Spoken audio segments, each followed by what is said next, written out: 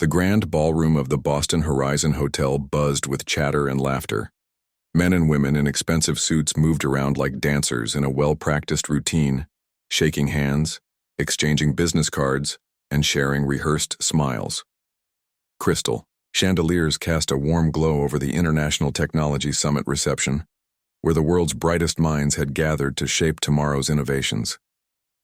Standing just inside the entrance, Jean-Philippe Beaumont adjusted his tie for the third time in 5 minutes. Despite owning a technology empire worth billions, he felt like an outsider. At 56, he had the kind of wealth most people only dreamed about. Yet social gatherings like this made his stomach twist into knots. You can build revolutionary software but can't handle small talk, he muttered to himself in French, surveying the room. His assistant had insisted he attend this summit in person rather than sending a representative as usual.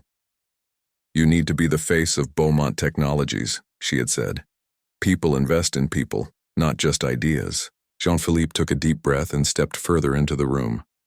A server passed by with a tray of champagne, and he gratefully took a glass, hoping it might calm his nerves. A tall woman with a badge identifying her as Patricia Chen, Summit Director, spotted him and rushed over, her face lighting up with recognition. "Monsieur Beaumont, what an honor to have you join us in person," she said, extending her hand. Her voice carried across the nearby conversations, causing several heads to turn. "Everyone's been hoping you would attend." Jean-Philippe shook her hand and attempted his best English. "I am very happy to be here. The summit is, how you say, très important for the future of technology, no?" Patricia's smile faltered slightly as she strained to understand his thick accent. "Yes, absolutely. We have several keynote speakers who will be discussing renewable energy tomorrow. I believe that's an area you're interested in?"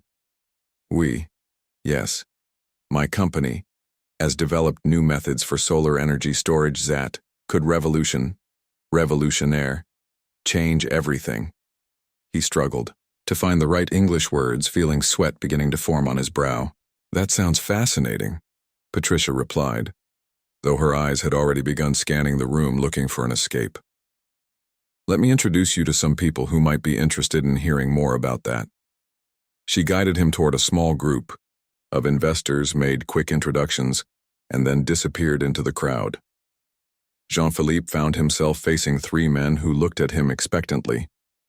"Good evening," he began, trying to slow down his speech. "I am Jean-Philippe Beaumont of Beaumont Technologies." One of the men, wearing glasses with thick black frames, nodded. "The French software genius who never leaves his compound in Provence. The rumors are true. You do exist." The others laughed, and Jean-Philippe forced a smile, not entirely sure if he was being mocked or simply teased. "I have been working on something that will change how we think about energy storage," he explained, warming to his subject. This was where he felt confident, talking about his work. "The problem with solar is not collection but storage, yes? My team has found a way to use modified carbon structures to store energy at 97% efficiency." The 3 men exchanged glances. One of them leaned forward slightly. "Sorry, did you say 17% efficiency?" he asked. No, Jean-Philippe said, frustration creeping into his voice. 97. 97. "Oh, 97, the man repeated, nodding as if he understood, though his expression suggested otherwise. "And how does that compare to current methods?" Jean-Philippe launched into a detailed explanation of current energy storage limitations, his hands moving animatedly as he described the technical aspects of his breakthrough.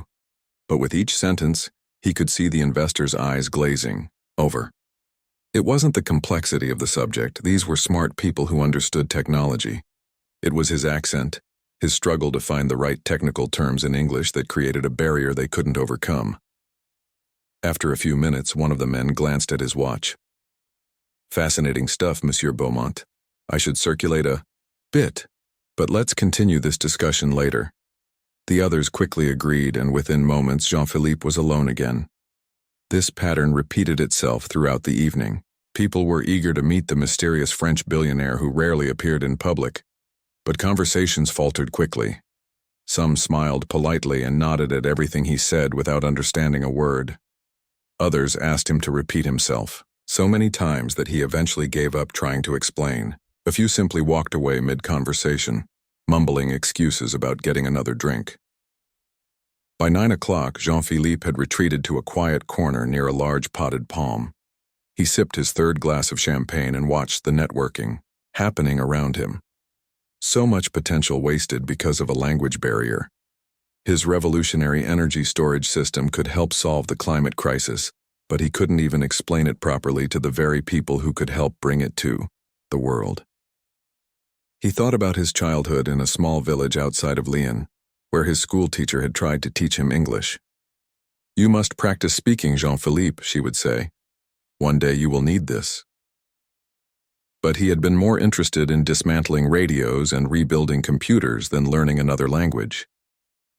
Later, when his software company began to grow, he hired translators and English-speaking executives to handle international business. He had never needed to become fluent himself, until tonight. From his corner, he observed a woman with curly red hair laughing loudly with a group of investors, the same ones who had quickly excused themselves from his company earlier. They seemed to understand her perfectly as she described something with enthusiastic gestures. Nearby, two men conversed rapidly in what sounded like Japanese, yet they were surrounded by interested listeners who nodded along, seemingly grasping every word despite the language difference. Jean-Philippe checked his watch. It would be rude to leave so early, but what was the point of staying? He had hoped to secure at least 3 major investments during this summit. 2. Move his energy storage prototype into production. At this rate, he would return to France empty-handed. A server approached with another tray of champagne. Jean-Philippe waved him away and muttered under his breath in French, "What a waste of time. No one understands a word I'm saying." He pulled out his phone and began composing an email to his assistant. Perhaps he could feign illness and skip tomorrow's sessions entirely. He could send his presentation slides to the summit organizers and let them distribute them to interested parties. It wouldn't have the same impact as a personal pitch, but it would be better than this humiliating experience. As he typed, he heard the sound of a vacuum cleaner starting up in a nearby hallway. The cleaning staff had begun their nightly duties in the areas away from the reception. Jean-Philippe envied them their simple, straightforward tasks. No need for perfect English when you were vacuuming floors or emptying trash bins. He finished his email and pressed send, then stared out at the crowded ballroom one last time. The evening had been a painful reminder of his limitations. Despite all his wealth and technical brilliance, he couldn't perform the basic human function of clear communication. Perhaps his assistant had been wrong. Perhaps people didn't always invest in people. Sometimes they couldn't get past the accent and the stumbling words to see the revolutionary ideas underneath. With a sigh, Jean-Philippe pushed himself away from the wall and prepared to make his excuses to the summit director. He would return to his hotel room, order room service, and prepare for an early flight back to France tomorrow. There were other investors, other summits. Maybe next time he would send his English-speaking CFO instead. What he didn't know was that his luck was about to change and help would come from the most unexpected source. But for now, as he moved reluctantly back into the crowded reception, all Jean-Philippe felt was the weight of missed opportunities and the isolation of being surrounded by people who couldn't understand a word he was trying to say. Jean-Philippe had almost reached the exit when Patricia Chen, the summit director, intercepted him with a determined smile. "Monsieur Beaumont, there you are. I've been looking everywhere for you," she said, slightly out of breath. "The head of Green Future Investments is eager to meet you. This could be exactly the partnership you're looking for." Jean-Philippe suppressed a sigh. One more awkward conversation wouldn't make much difference. "Of course," he replied with a polite nod. Patricia led him across the ballroom to where a short, balding man in an expensive gray suit stood talking with 2 younger associates. "Mr. Reynolds, may I present Jean-Philippe Beaumont of Beaumont Technologies." Thomas Reynolds turned, with an expression of genuine interest. "Monsieur Beaumont, what an honor. Your work on quantum computing applications has been groundbreaking." Jean-Philippe shook the offered hand. "Merci, thank you. The quantum computing was just the beginning. Now I focus on energy solutions." Reynolds leaned in, clearly straining. To understand. Energy solutions? Like what? This was his moment. The potential investor he most wanted to impress. Jean-Philippe took a deep breath and tried to speak slowly and clearly. We have created a new type of battery, not lithium but carbon-based. It stores solar energy at 97% efficiency and costs 50% less to manufacture than current technologies. Reynolds frowned slightly.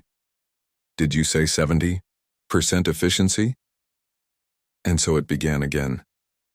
Jean-Philippe repeated himself, speaking louder this time, which only made his accent thicker. Reynolds and his associates exchanged glances, their confusion evident. Perhaps you have some materials I could look at? Reynolds suggested after an uncomfortable minute of failed communication.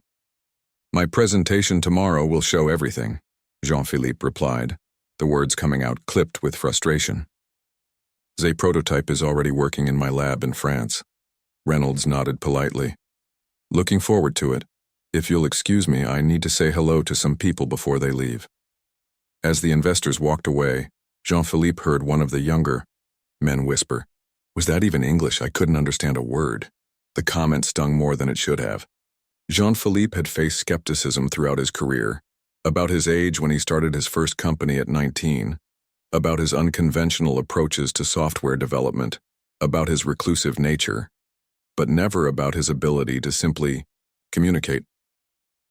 He turned away, no longer bothering to hide his intention to leave, when he nearly collided with a woman carrying a tray of coffee cups. Pardon? He muttered automatically in French, steadying the tray with his hand.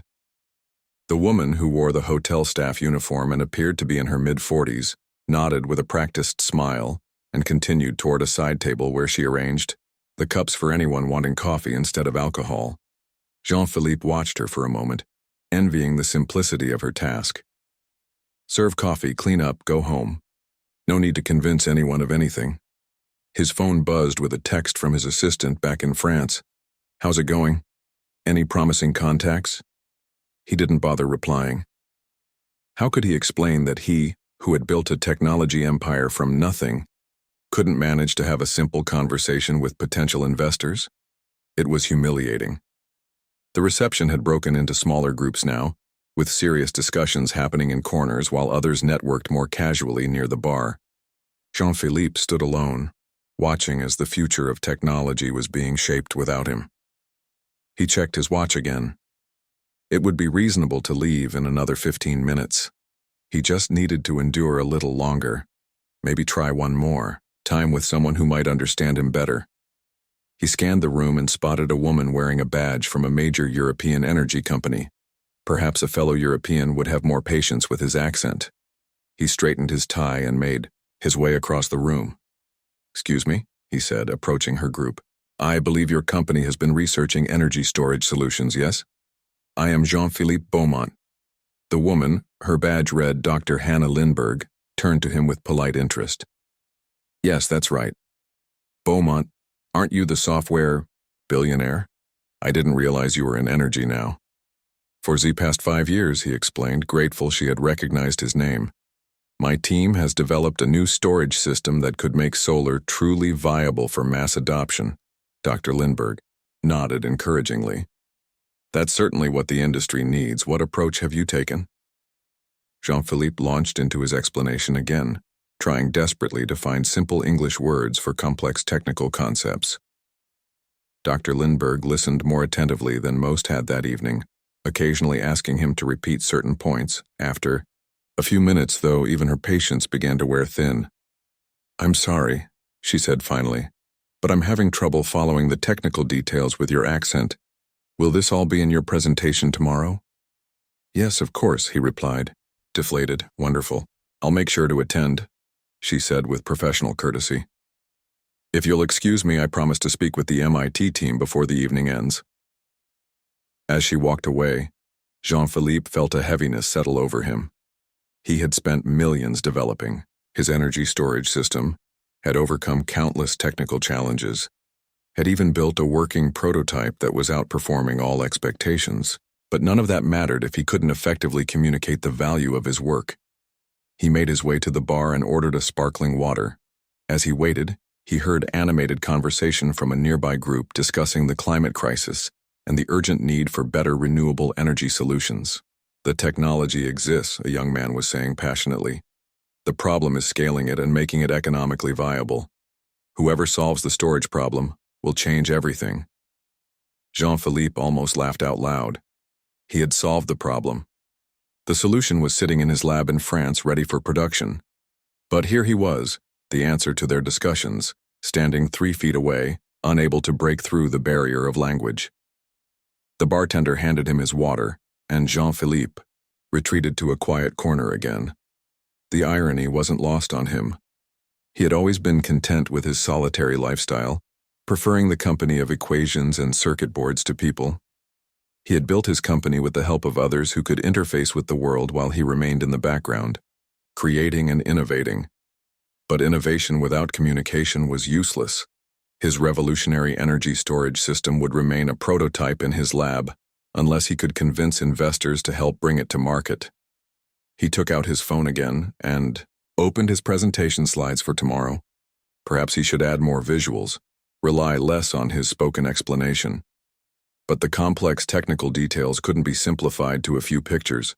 He needed to explain the science, the manufacturing process, the economic model. Across the room, he noticed Thomas Reynolds deep in conversation with Patricia Chen, both of them occasionally glancing his way. Were they discussing him? Probably lamenting the wasted opportunity of having the reclusive French genius attend only to be unable to express his ideas clearly. Jean-Philippe finished his water and set the glass down with more force than necessary. This was pointless. He should never have come. His assistant had been wrong. Sometimes being the face of the company was the worst thing possible when that face couldn't communicate effectively. He decided to make one last attempt before leaving. The summit's keynote speaker, Dr. William Chen, Patricia's brother according to the program, was standing near a display of emerging technologies. Perhaps he as a fellow scientist would have more patience. Jean-Philippe approached him and introduced himself. Dr. Chen's eyes lit up with recognition. Monsieur Beaumont, your reputation precedes you. I've followed your work for years. Encouraged, Jean-Philippe began explaining his energy storage system. Dr. Chen listened intently, nodding along, but after a minute, the familiar look of confusion crept onto his face. I'm sorry, he interrupted, but I'm having trouble following. Is there perhaps a paper or some documentation I could read instead? Jean-Philippe felt his last hope slipping away. The technical papers are not yet published. I wanted to secure investment partners first. I see, Dr. Chen replied, looking uncomfortable. Well, I look forward to your presentation tomorrow. Perhaps, with visual aids, it will be clearer. As Dr. Chen excused himself, Jean-Philippe decided he had endured enough humiliation for one evening. He would return to his hotel, revise his presentation to rely heavily on visuals, and hope for better results tomorrow. But the networking opportunity of the reception, the real reason his assistant had insisted he attend, was a complete failure. He began making his way toward Patricia Chen to thank her for the invitation and make his excuses to leave. As he walked, he passed the refreshment table where the staff woman was refreshing the coffee supply. She glanced up as he passed, and for a brief moment, their eyes met. Jean-Philippe gave her a small, resigned smile, one working person to another, and continued on his way, unaware that this momentary connection would soon change everything. Jean-Philippe had almost reached Patricia Chen when his phone rang. It was his chief engineer calling from France. He stepped into a quiet alcove to take the call. Michel, it's nearly 3 in the morning in Lyon. Why are you still at the lab? Jean-Philippe asked in rapid French, relieved to speak his native language. We've had a breakthrough with the cooling system, Michel replied excitedly. The new configuration is maintaining optimal temperature even at maximum charge. The efficiency rating is holding steady at 97%. For the first time that evening, Jean-Philippe smiled genuinely. That's fantastic news. Send me the data right away. I need to incorporate it into tomorrow's presentation. Already done. How's the reception going? Any promising investors? Jean-Philippe sighed heavily. A disaster. No one can understand me. I've tried explaining our system to at least 5 potential investors, but my accent... He trailed off, embarrassed by his failure. That's ridiculous, Michel said. Your English isn't that. But these Americans just don't try hard enough to listen. It doesn't matter whose fault it is. The result is the same. No one understands what I'm saying, so no one cares about our technology. Jean-Philippe rubbed his temples, feeling a headache coming on. I'm about to leave. This evening has been a complete waste of time. Don't give up yet, Michel urged. The right investor is worth all this frustration. Easy for you to say from your lab in Lyon, Jean-Philippe replied with a hint of bitterness. I'll try again tomorrow with the formal presentation. At least then I'll have slides to do most of the talking for me. After ending the call, Jean-Philippe stayed in the alcove, reviewing the new data Michel had sent. The results were even better than expected. Their energy storage system wasn't just slightly better than existing technologies. It was revolutionary. With proper investment, they could scale production quickly and make a real impact on renewable energy adoption worldwide. If only he could make someone understand. With renewed determination, he decided to make one final attempt before leaving. He would find Thomas Reynolds again and show him the actual data on his phone. Numbers were universal. Perhaps they could bridge the language gap. As he stepped out of the alcove, he noticed that the reception had thinned considerably. Many guests had already left, and the hotel staff was beginning to clear empty glasses and plates. Reynolds was nowhere to be seen. Jean-Philippe checked his watch. Nearly 10:30 p.m. The reception was officially over at 11:00. He had missed his chance. With a heavy sigh, he made his way to a small seating area near the refreshment table and sank into an armchair. He would wait a few more minutes, thank Patricia Chen for the invitation, and then return to his hotel to rework his presentation for tomorrow. C'est ridicule, he muttered to himself in French.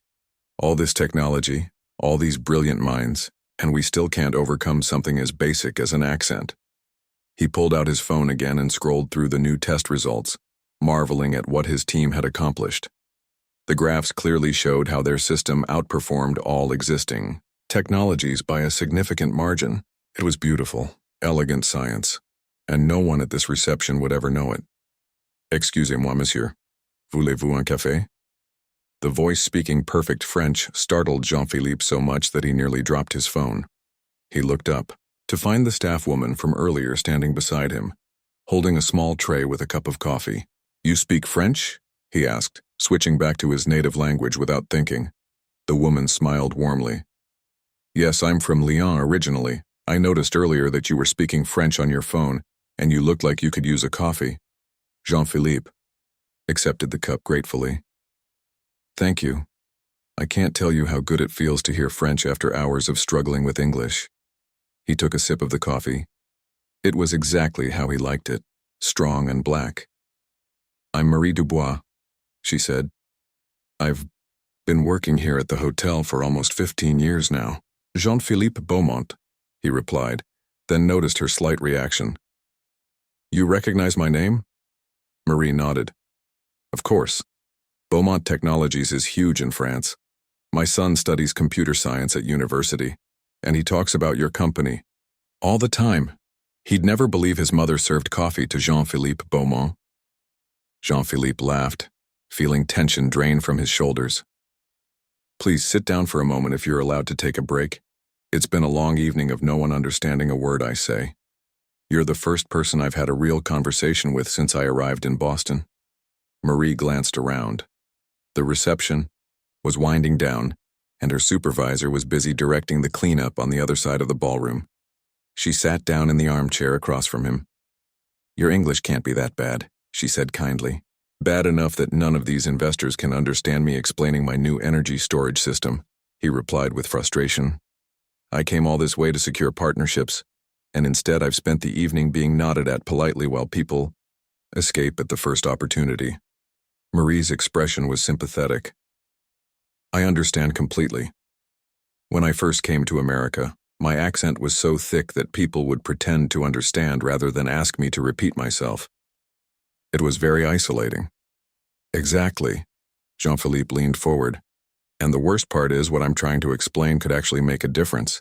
My team has developed an energy storage system that could revolutionize how we use renewable energy. But what good is innovation if you can't communicate it? What does your system do? Marie asked, genuine interest in her eyes. The simple question caught Jean-Philippe off guard. After an evening of failed attempts to explain his work, someone was actually asking to hear about it, and in French no less. He began explaining, the words flowing easily in his native language. He described the carbon-based storage system, the unprecedented efficiency rates, the lower production costs, and the potential applications. Marie listened attentively, occasionally asking intelligent questions that showed she was following his explanation. So this could make solar and wind power practical for everyday use even when the sun isn't shining or the wind isn't blowing, she asked. Exactly.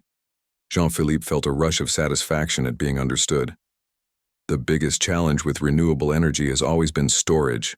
Our system solves that problem at a price point that makes it commercially viable right now, not years in the future. As they continued talking, neither noticed that Patricia Chen had approached until she cleared her throat politely. Monsieur Beaumont, I hope you've enjoyed the reception, she said with a professional smile, then glanced at Marie with slight disapproval. I see you've met some of our staff. Marie immediately stood up. I'm sorry, Miss Chen. I was just about to get back to work. Jean-Philippe rose as well. Ms. Chen, Marie has been kind enough to speak French with me.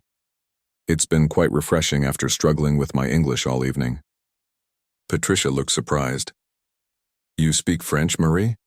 I had no idea. I'm from Lyon, Marie explained simply. I was just offering Monsieur Beaumont some coffee. An idea suddenly struck Jean-Philippe. Marie has been helping me explain my energy storage system, which I've been trying to discuss with investors all evening without much success. He turned to Marie. Would you perhaps be willing to translate for me, just for a few minutes? Marie hesitated, glancing at Patricia. I don't know if I'm allowed to. Please, Jean-Philippe insisted. You understand exactly what I'm trying to explain. If you could help me communicate it to Ms. Chen, perhaps she could introduce me to some investors who are still here. Patricia seemed intrigued by the suggestion. Well, this is unorthodox, but if you think it would help, Marie, could you take a short break from your duties to assist Monsieur Beaumont? Marie nodded. Of course, if you approve. Excellent, Jean-Philippe said, feeling hopeful for the first time that evening. Ms. Chen, would Mr. Reynolds still be available? He seemed most interested in energy storage solutions. He was about to leave, but I can ask him to stay a few more minutes, Patricia replied, already reaching for her phone. If what you have is as groundbreaking as you've been trying to explain, he'll definitely want to hear it. While Patricia made the call, Jean-Philippe turned to Marie with gratitude. Thank you for this. You have no idea how important it is. Marie smiled modestly. It's nothing. My son would never forgive me if I didn't help his technology hero. If this works out, I'll owe you far more than a mention to your son, Jean-Philippe said earnestly. Patricia returned with good news. Mr. Reynolds will meet us in the small conference room down the hall in 5 minutes. He's bringing his 2 associates as well. Jean-Philippe felt a surge of nervous energy. This was his second chance, possibly his last chance, to make an impression on the investors. He pulled out his phone to show Marie the latest test results. Look at this data, he said in French, pointing to the graphs. This is what I've been trying to explain all evening. Our system maintains 97% efficiency even at maximum capacity. Marie studied the graphs, nodding with understanding. And this is much better than current technology. The best systems on the market today achieve 70%. At most, and they cost twice as much to produce, Jean-Philippe explained. I can see why you've been so frustrated, Marie said. This could change everything. As they walked toward the conference room, Jean-Philippe felt a weight lifting from his shoulders. Finally, someone understood what he was trying to say. And with Marie's help, perhaps the investors would understand too. What had started as the Worst evening of his professional life had suddenly become full of possibility, all because a kind-hearted cleaner had offered him coffee in French. The small conference room felt oddly intimate after the sprawling ballroom. Thomas Reynolds and his two associates sat on one side of the polished oak table, while Patricia Chen stood near the door. Jean-Philippe and Marie took seats across from the investors, with Jean-Philippe's phone displaying the test results between them. Reynolds raised an eyebrow at Marie's staff uniform but said nothing as Patricia made the introductions. Mr. Reynolds, thank you for staying. Monsieur Beaumont has asked Marie, one of our staff members who happens to be from France, to help translate his explanation of his energy storage technology. I believe this will help clarify what he's been trying to communicate. Reynolds nodded politely. Of course.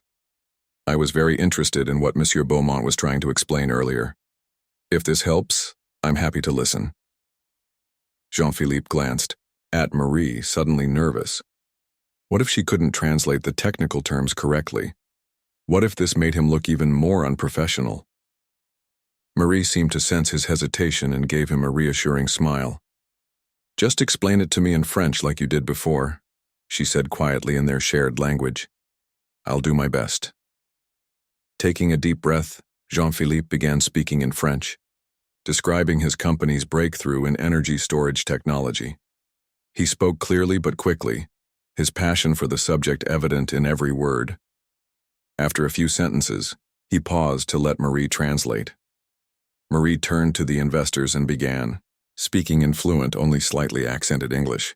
Monsieur Beaumont has developed a new type of energy storage system that uses carbon-based materials instead of traditional lithium batteries. The key innovation is a molecular structure that allows for much higher energy density and significantly faster charging times. Jean-Philippe watched in amazement as Reynolds and his associates leaned forward, their expressions changing from polite interest to genuine curiosity.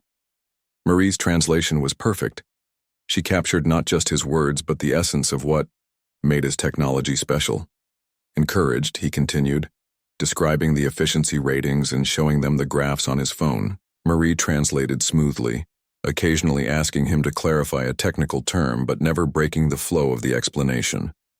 The system maintains 97% efficiency even at maximum capacity, she translated, pointing to the relevant data on the screen. This is compared to the industry standard of about 70%. And because the materials are carbon-based rather than relying on rare earth elements, manufacturing costs are approximately 50% lower than current technologies. Reynolds let out a low whistle. That's remarkable if true. What about durability? How many charge cycles can it handle? Jean-Philippe answered in French, his hands moving animatedly as he explained the stress tests they had conducted. Their team has run over 10,000 charge cycles in accelerated testing conditions. Marie translated. There was less than 2% degradation in capacity, which suggests a lifespan of at least 20 years under normal usage patterns. One of Reynolds' associates, a younger man with glasses, spoke up. What about safety? Battery fires are a major concern with current storage technologies. Jean-Philippe smiled at the question and launched into an explanation of the inherent safety advantages of their system. As Marie translated, he could see the growing excitement in the investor's eyes. The carbon structure is inherently stable, Marie explained. Unlike lithium-ion batteries, there's no risk of thermal runaway. They've tested extreme conditions, puncturing the units, exposing them to fire, even shooting them with high-caliber bullets. No explosions, no fires. Reynolds exchanged glances with his associates, a silent communication passing between them. This sounds almost too good to be true, Monsieur Beaumont. What's the catch? When Marie translated this question, Jean-Philippe laughed and replied candidly in French. He says the catch is that until tonight he hasn't been able to explain it properly to anyone who could help bring it to market. Marie translated, smiling. The technology works. They have a functioning prototype in their lab in Lyon. What they need now is investment to scale up production. For the next 20 minutes, the conversation flowed smoothly, with Jean-Philippe explaining technical details in French and Marie translating them into clear, precise English. Reynolds and his associates asked pointed questions about manufacturing processes, patents, market applications, and potential competitors. Jean-Philippe answered them all confidently, relieved to finally be understood. Patricia Chen stood quietly by the door, watching with growing interest. Occasionally, she would check her phone, but she made no move to end the impromptu meeting. Finally, Reynolds sat back in his chair and looked directly at Jean-Philippe. "I've seen a lot of promising energy technologies over the years, but nothing quite like this. If your system performs as described, it could be a game-changer for renewable energy." When Marie translated this, Jean-Philippe nodded modestly. "It will work?" he replied simply in heavily accented English, then continued in French for Marie to translate. "Our team has spent 5 years perfecting this technology," Marie said for him. "We're ready to move from prototype to production. With the right partner, we could have units ready for commercial applications within 18 months. Reynolds tapped his fingers thoughtfully on the table. "Green Future Investments specializes in exactly this kind of breakthrough technology. We would need to send our technical team to evaluate your prototype, of course, but based on what you've shown us tonight, I'm very interested in discussing a potential partnership." As Marie translated, Jean-Philippe felt a surge of triumph. This was exactly what he had hoped for when he decided to attend the summit in person. "That would be excellent," he replied through Marie. "When would your team be available to visit our facility in Lyon?" "I could have them on a plane next week," Reynolds said. "In the meantime, I'd like to see any additional data you can share. Technical specifications, test results, patent filings, anything that would help our team prepare for the evaluation." Jean-Philippe nodded eagerly. "I'll have my team send everything tomorrow, and of course I'll be available for any questions they might have." After Marie translated, Reynolds smiled and extended his hand across the table. "Then we have a preliminary agreement. I look forward to seeing if this technology is as revolutionary as it sounds." Jean-Philippe shook his hand firmly, barely containing his excitement. "Thank you for giving me a second chance to explain," he said in his accented English, then looked gratefully at Marie. Reynolds followed his gaze. "Yes, we should all thank Marie. Without her translation, we might have missed out on a tremendous opportunity." He turned to Marie with genuine appreciation.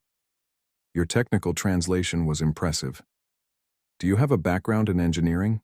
Marie looked startled by the question. "Oh no, nothing like that. I studied literature at university in Lyon before moving to America, but my son is studying computer science, so I hear a lot about technology at home." "She's being modest," Jean-Philippe added in French, which Marie dutifully translated. She understood complex technical concepts immediately and explained them better than I could have in English. Patricia Chen, who had been quietly observing, finally spoke up. "Well, this has certainly been an unexpected turn of events. Marie, thank you for your assistance. I believe your supervisor will be wondering where you've been." Marie nodded and rose from her chair. "Of course, I should get back to work." She turned to Jean-Philippe. "I'm glad I could help, Monsieur Beaumont." "Wait," Jean-Philippe said suddenly, reluctant to lose his translator. He turned to Reynolds. "Would it be possible for Marie to join us tomorrow for my formal presentation? I believe it would be valuable to have her help explain the technical details to the broader audience." Reynolds nodded immediately. "Excellent idea. If Ms. Chen can spare her from her regular duties?" Patricia looked surprised, but quickly recovered. "I'd need to speak with the hotel management, but I'm sure we can arrange something. Marie, would you be willing to assist Monsieur Beaumont again tomorrow?" Marie hesitated, clearly caught off guard by the request. Yes, of course, if it's allowed. My shift ends at noon tomorrow." "Perfect," Jean-Philippe said, beaming. "My presentation is scheduled for 2 o'clock. That will give us time to review the material beforehand." As they all stood to leave the conference room, Reynolds pulled Jean-Philippe aside while his associates continued asking Marie questions. "Your technology is exactly what we've been looking for," he said, speaking slowly and clearly. "I believe this could be the beginning of a very profitable partnership for both our companies." Jean-Philippe understood perfectly and nodded. "I think so too." Outside in the hallway, Patricia was already on her phone, presumably arranging for Marie to be released from her regular duties the next day.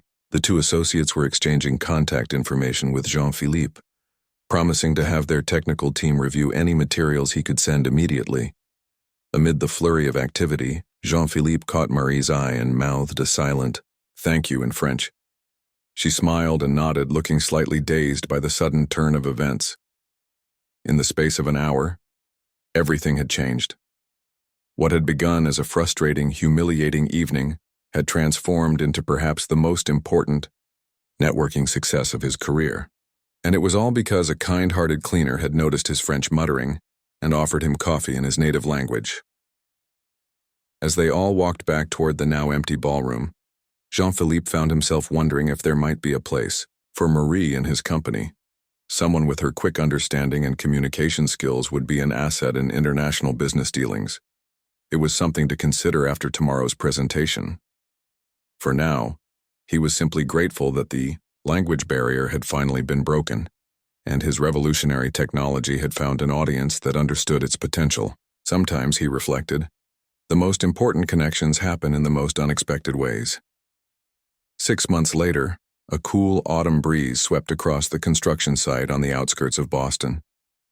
Workers in hard hats moved purposefully between half-finished buildings while cranes lifted massive equipment into place. A large sign at the entrance proclaimed, "Future home of Beaumont Energy Storage Systems, powering tomorrow's world today." Jean-Philippe stood at the edge of the site, hands in the pockets of his expensive coat, watching the activity with quiet satisfaction. Beside him, Marie pointed toward the largest building. "The manufacturing line will be in that one, right?" she asked in French, referring to the blueprints she had reviewed just that morning. "Yes, and the research facilities in the building to the right," Jean-Philippe replied. "The administration building won't begin construction until next month, but that's not a priority. Getting production started is what matters." Marie nodded, making a note on her tablet. As Beaumont Technology's new director of communications, she was responsible for coordinating between the French and American teams, translating technical documents, and managing public relations for the rapidly expanding company. "The press release about the groundbreaking ceremony needs your approval by this afternoon," she reminded him. "And Thomas Reynolds confirmed he'll be speaking at the event." Jean-Philippe smiled. Good. His investment made all this possible. That wasn't entirely true, and they both knew it. The partnership with Green Future Investments had indeed provided the capital needed to build this manufacturing facility, but it was Marie who had made the partnership possible in the first place. The day after the reception, Marie had arrived at the conference center looking nervous but professionally dressed in clothes borrowed from her neighbor. Jean-Philippe had spent an hour briefing her on his presentation, explaining technical terms and showing her the slides.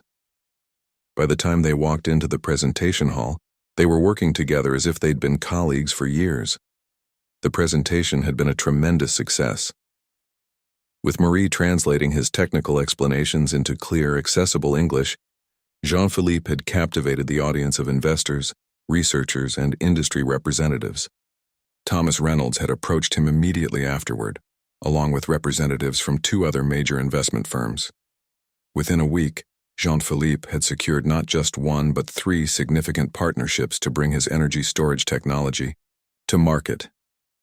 And throughout those whirlwind negotiations, Marie had been by his side, translating documents, facilitating conference calls, and helping bridge the cultural gaps between the French technology team and the American investors.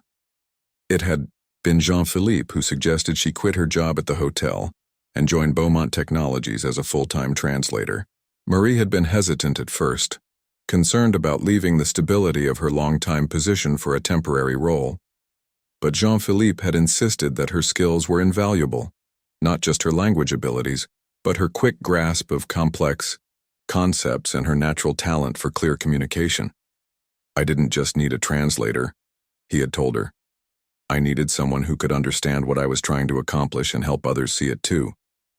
3 months later, he had promoted her to Director of Communications, a position created specifically to leverage her unique abilities. The salary was 10 times what she had earned as a hotel cleaner, and for the first time in her life, Marie had financial security and work that challenged her intellectually.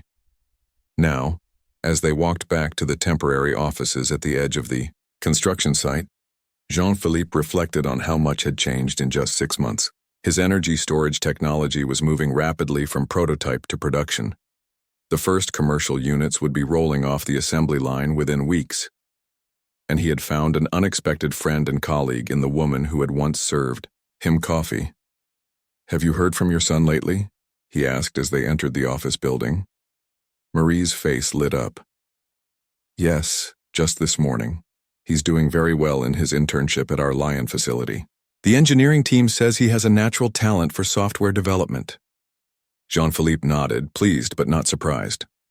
After learning about Marie's son's interest in computer science, he had arranged an internship for the young man at Beaumont, Technology's headquarters in France. It was a small gesture of gratitude, but one that meant the world to Marie. "I'm glad to hear it.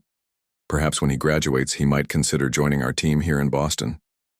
"He'd like that," Marie replied. "He's already talking about possible improvements to the monitoring software for the storage units." They reached the conference room where the rest of the executive team was gathering for the afternoon meeting.